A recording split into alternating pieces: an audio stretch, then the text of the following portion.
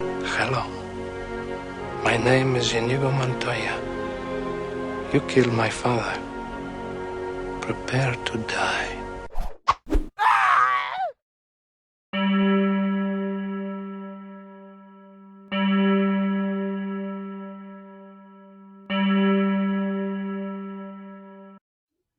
What is up, YouTube? It's Kingfisher745, and this is going to be a Fandral and Union Jack team-up video.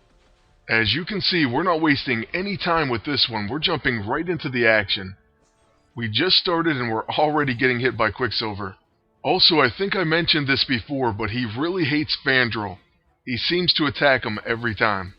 Now, when this really gets scary is against a scrapper Quicksilver. The reason for this is because Fandral is both an infiltrator and a tactician. He has the advantages and disadvantages of both. In fact, one could say it's his gift and his curse. Now, if you're wondering why I don't start out with V for victory, it's because for this first battle I didn't have Union Jack's augmented ISO 8 yet. The victorious augmented ISO 8 that you get from Chapter 4 Mission 1 grants victorious. This makes V for victory a quick action, and that's just a huge improvement. It's going to have you using that ability all the time. Alright, so we got a few preemptive actions against Havoc, but he did cast Plasma Spheres and exhausted our entire team. This is one of the reasons why I sometimes use the Mystic. It's especially good if you have a full team of tacticians, and Havoc uses Plasma Spheres. That way, instead of exhausting your team, he gives you all an extra turn. Now, on Fandral's turn, I'm really wondering what I should do. I used On Guard hoping that their agent didn't just use the scroll on the next turn. First he uses Short Fuse, and then he actually uses Blackest Void. So that didn't go over too well, and I would have been better off using Flinting Circus. Next, with my agent, we only get one action, and I go with the Neurotrope. It was basically that or the Blackest Void. So far, turn order hasn't been that kind to us, but let's see what Quicksilver does on his next turn. Apparently it's not a stealthy action, because we do get Witty Retort. And shockingly, we also get On Guard, so apparently the Blackest Void didn't remove it. I have to say that's pretty awesome. Okay, and depending on the stuns, we should be able to counterattack and hopefully knock out Quicksilver. First, Union Jack does a decent amount of damage. Next up should be Fandral with the move Have At Thee. And too bad reality hacking kicks in on this one. So it all comes down to my agent. Alright, so that's a big break for us right there. And it looks like Union Jack would have attacked as well if he needed to. Now what we're going to do with Union Jack is use Over the Top, and this will temporarily counter defensive actions. My thinking was he may be able to finish Havoc when he uses Channel Energy, especially if Fandral helps out as well. But their agent ends up protecting, and now I'm not too sure if this is going to work. But hey, Steady On does proc, and we end up finishing Havoc. Now that was amazing. It helped us avoid that Plasma Wave beatdown. Now with Fandral, I'll go ahead and use his level 9 Flinting Circus. This will do some initial damage and also place 3 stacks of bleeding on their agent. Next, when he uses a defensive action, Steady On will proc once again. He apparently has the Protect Mace equipped, so he will gain Sacrificial Strength, and he'll be hanging around for a minute, especially after casting the Light Fantastic. With my agent, I think I'll just use the Blackest Void, and that way we'll remove his Mirror Reality. Next, with Union Jack, I'm going to use V for victory. This way, if we don't outright take out their agent, we will place flanked, and then Fandral the Dashing will have up to 2 attempts to finish this battle. This may be a familiar scene because this is exactly how this video started. Fandral Montoya is seeking revenge for his father's death. Agent Noctis, prepare to die. Now moving on to the second battle, we are facing a team that's pretty tough. It's the old Famine and Pestilence team-up. And speaking of Famine, she can be a problem for Fandral. I'm not sure if she'll do it in this battle, but I've heard that when she uses Absorb Power on Fandral, she gains both of his classes. I'm actually hoping that we don't see that in this one. That definitely could get ugly.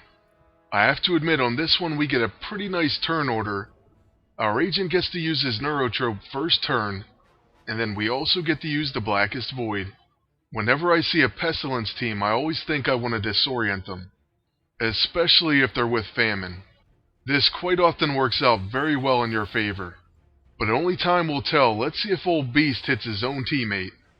First, he does use his Mask of the Red Death, and then he's going to hit his own agent with the Heart of Darkness. Alright, so far so good. And now we do have V for Victory's Augmented ISO, and it counts as a quick action. I'm going to just target their agent. We might as well finish him before he gets a turn. We also definitely don't want to attack Rogue with a non-stealthy attack. Now that he's flanked, I'm going to use Trench Warfare, and that will give us the chance to preemptively counter any melee attacks. Well, I should say non-stealthy melee attacks, and that is the only problem. But hey, Famine hit Pestilence and put reduced potential on him as well. This is why Disoriented is so incredible right now. In fact, if you ask me, it's out of hand. But I guess I won't get started on that. Next, since they have so many stealthy attacks and I really don't know when On Guard would proc, I'm going to use Flinting Circuits instead and place 3 stacks of bleeding on each of the enemies. It's a stealthy attack as well, so I don't have to worry about any counterattacks. Next, I'm going to use the Hand of Apocalypse on Beast. I'm hoping that it does enough damage to KO him. I'm thinking it's going to cut it pretty close. And it does. It takes him down to under 6k health. The good news is we did pass the contagion. He also takes his bleed damage and has to recharge. That's all thanks to Famine hitting him with the reduced potential, and he ended up getting Butterfingers. Basically what that does is it locks out melee attacks. I finished him with Union Jack and also refreshed Stiff Upper Lip. Next, Famine gets 2 turns, and first she uses Absorb Power. This could actually be a good thing because maybe now we'll be able to preemptively hit her. However, she will become enraged and she'll start to do some crazy damage. Oh, and how nice, she's going to use Drain Essence for her second attack, and that fully regains all of her health. Next, with Fandral, I will use On Guard, and the reason for this is, like I said, she's going to have Bruiser power, so we should be able to preemptively hit her. Then, just to play things really safe, we're going to use the Light Fantastic.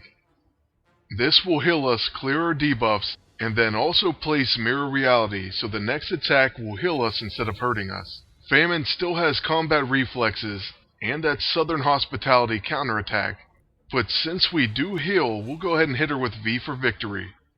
And boy did we get lucky that we do have that buff. She is going all out on Union Jack. The only bad part is we're going to have to attack one more time, and this time she's going to counterattack and do damage. The only question is how much damage. Regardless, we have to hit her because she is flanked, so we'll do 2 attacks. That flurry of counterattacks also took quite a while, but finally we get to use Union Jack's second ability, Trench Warfare. We might as well be ready to counter melee attacks because that's all she can do. Anyways, here comes that combat reflexes. And I guess we shouldn't have even worried about that preemptive attack, because she hits us for so much damage. But hey, at least our On Guard procs now, and we did depower her. She has Scrapper power, so she will attack twice, and she kills herself because of bleed. Now this is going to be the last battle of this video, and it happens to be against the Summers brothers. They're both quite good in PvP, so this should be pretty interesting. Oh, and finally, Fandral gets the first turn. They don't have a Protect agent, so we're going to hit Havoc first, and then gain Tactical Maneuvers. Also, Havathi does have pressure points, so it may weaken Havoc. I'll take anything that lowers his damage. After this attack, I will use On Guard. This is a first, seeing Fandral set up on the very first turn.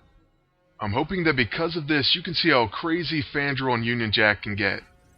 The whole reason for this team up is because Union Jack can feed off of Fandral. They'll just both keep stepping in and interrupting the enemy's attack. Allied forces will proc off Witty Retort and On Guard. And this would be a pretty good time for it because Havoc's about to unload. Unfortunately, nothing's going to stop him from knocking out my agent. But you know what? Cyclops, I'm really happy for you. I'm gonna let you finish. But Fandral and Union Jack are 2 of the greatest preemptive characters of all time. Now you'll finally see what I meant. First, Witty Retort, followed by Allied forces. Next, because of On Guard, we're also going to see a Riposte. Unfortunately, it does get dodged because of reality hacking. Still, Union Jack jumps in with another Allied forces. And just think if Union Jack would have got a turn, and he could have added to this. Cyclops does use a Mega Optic Blast, and then he gets finished the fight. But this time I have a feeling he won't make it. First, he is counterattacked by Fandral. That procs a few debuffs on him, and then another Allied forces. That will be enough to finish Cyclops. So now I'm going to concentrate on their agent, because at least Havoc is done for a turn. First, a quick action V for victory.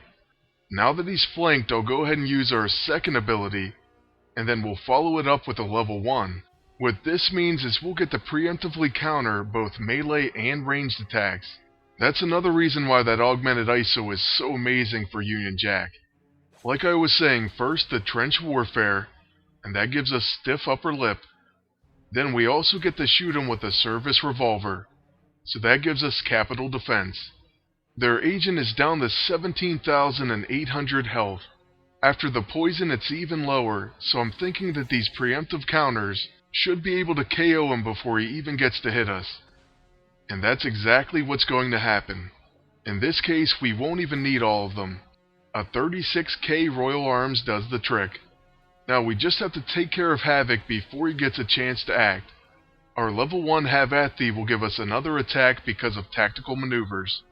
So now it's time to apply some bleeding with the Flinting Circus. Then of course Havoc takes that bleed damage, and he has to skip his turn. Now with Union Jack I'm going to use Over the Top, and that should finish the battle. And that's going to be it for this video. I really hope you enjoyed it, and I want to thank you all for watching. Please like, comment, and subscribe. And until next time, good luck, and take care.